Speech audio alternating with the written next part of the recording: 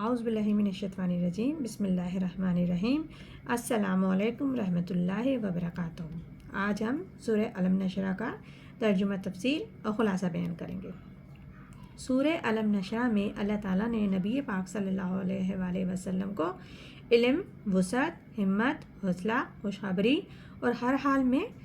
امید اور توقعات صرف اللہ پہ رکھنے کا حکم ہے، اور جو لوگ تعلیم اور تبلیغ کرتے ہیں وہ کچھ وقت ذکر الہی کے لیے بھی مخصوص کریں۔ اس کے بغیر تعلیم و تبلیغ مؤثر نہیں ہوگی، اس میں نور اور برکت نہیں ہوگی، جیسا کہ ارشاد ہوتا ہے علم نشرح لک صدرک، ہم نے نہیں کھول دیا سینہ تیرا۔ اس آیت مبارک میں اللہ تعالیٰ نبی پاک صلی اللہ علیہ وآلہ وسلم سے ارشاد فرما رہے ہیں کہ آپ کے سینے کو علوم و معارف اور اخلاق حسنہ کے لیے وسیع سے وسیع تر کر دیا۔ آپ صلی اللہ علیہ وسلم کے علم و حکمت کے مد مقابل بڑے بڑے دانشمند بھی کچھ اہمیت نہیں رکھتے۔ بعض احادیث میں ہے کہ فرشتوں نے بحکم الہی آپ صلی اللہ علیہ وسلم کے سینے مبارک ظاہری طور پر چاک کر صاف کر دیا، اور آپ کے اتنا علم اور وسعت کی علم اور اخلاق کی وہ وسیع دائرہ کھول دیا، اور حکمت اور دانائی آپ کو وسیع سے وسیع تر پیمانے پر سکھائی اور آپ کی سمجھ میں آئی۔ آگے اللہ ارشاد فرماتے ہیں وَوَضَعْنَاكَ عَنْ وَزْرِكَ الَّذِي أَنْقَضَ ظَهْرَكَ، اور اتار رکھا ہم نے تجھ پر سے بوجھ تیرا جس نے جھکا دی تھی پیٹھ تیری۔ اس آیت کا مطلب یہ ہے کہ بعض کچھ امور جو کبھی کبھی کسی حکمت اور مصلحت کے پیش نظر آپ صلی اللہ علیہ وسلم سے صادر ہو جایا کرتے تھے، بعد میں معلوم ہوتا تھا کہ یہ خلاف حکمت اور خلاف الہی ہیں، تو آپ صلی اللہ علیہ وسلم ایسے غمگین ہو جایا کرتے تھے کہ جیسے آپ صلی اللہ علیہ وسلم سے کوئی گناہ صادر ہو گیا ہو۔ تو اسی کیفیت کو آپ کی دور کرنے کے لیے اللہ جل شان نے اس آیت مبارک کریمہ کو اتارا، اور اس کے ذریعے آپ کو بشارت سنائی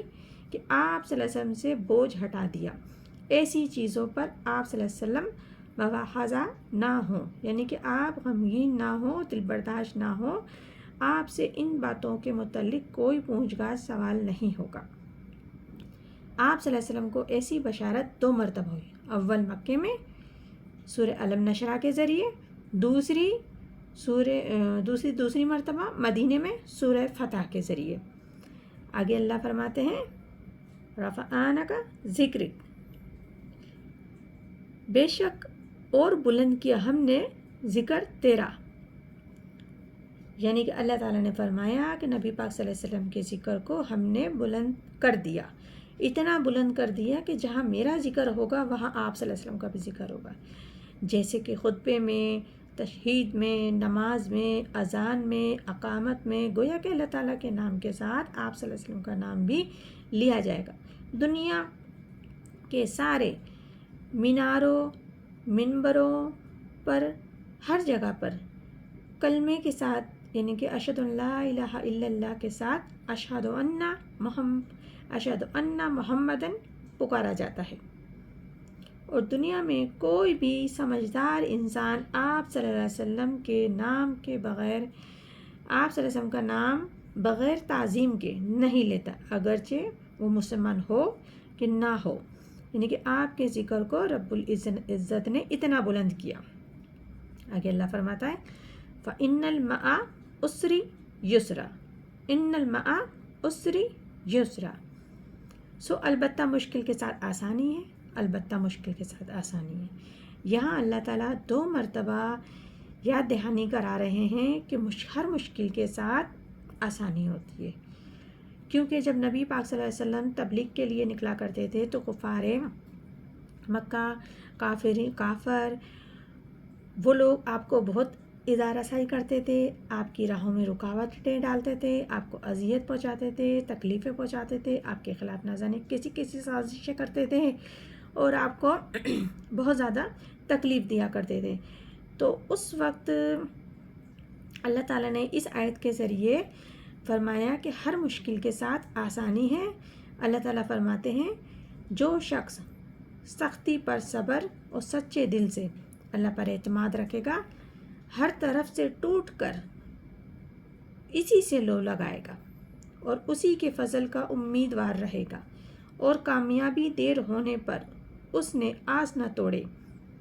یعنی کہ دل برداشت نہیں ہو، صرف اس کے حق میں اللہ آسانی کر دے گا، تو ضرور اس کے حق میں اللہ تعالیٰ آسانی کر دے گا اور اس کی راہیں ہموار کر دے گا۔ تو نبی صلی اللہ علیہ وسلم کی بات کو بھی اسی آیت کے ذریعے ہمت اور حوصلہ بڑھایا گیا تھا کہ آپ بھی دل برداشت نہ ہوں، آپ بس دین حق میں لگے رہیں، اللہ تعالیٰ آپ کے ہر کام میں آسانی کر دے گا۔ اور دیکھا ہے، صحابان گواہ ہیں کہ ہر کام میں اللہ تعالیٰ نے نہ صرف فتح یاب کیا، آسانی کری، بلکہ کامیاب کری، بلکہ عزت و احترام ہر چیز نبی پاک صلی اللہ علیہ وسلم کو اللہ تعالیٰ نے ہر زیور سے آراستہ کیا۔ آگے اللہ فرماتا ہے فَإِذَا فَرَغْتَ فَانصِبْ، پھر جب تو فارغ ہو تو محنت کر، یعنی کہ اللہ تعالیٰ ارشاد فرما رہے ہیں جب آپ دین حق کی تبلیغ کے لیے نکلتے ہیں اور تعلیم کے لیے نکلتے ہیں، جب اس کے بعد آپ فارغ ہو جاتے ہیں تو اس کے بعد ہم نے کیا کرنا ہے؟ دوسری محنت کرنی ہے، یعنی کہ اللہ تعالیٰ کے طرف متوجہ ہو جانا ہے۔ یعنی کہ جب آپ تبلیغ کے احکام سے فارغ ہو جائیں تو آپ کثرت سے عبادت و ریاضت کریں، یعنی کہ ایک محنت کرنے کے بعد آپ دوسری محنت نماز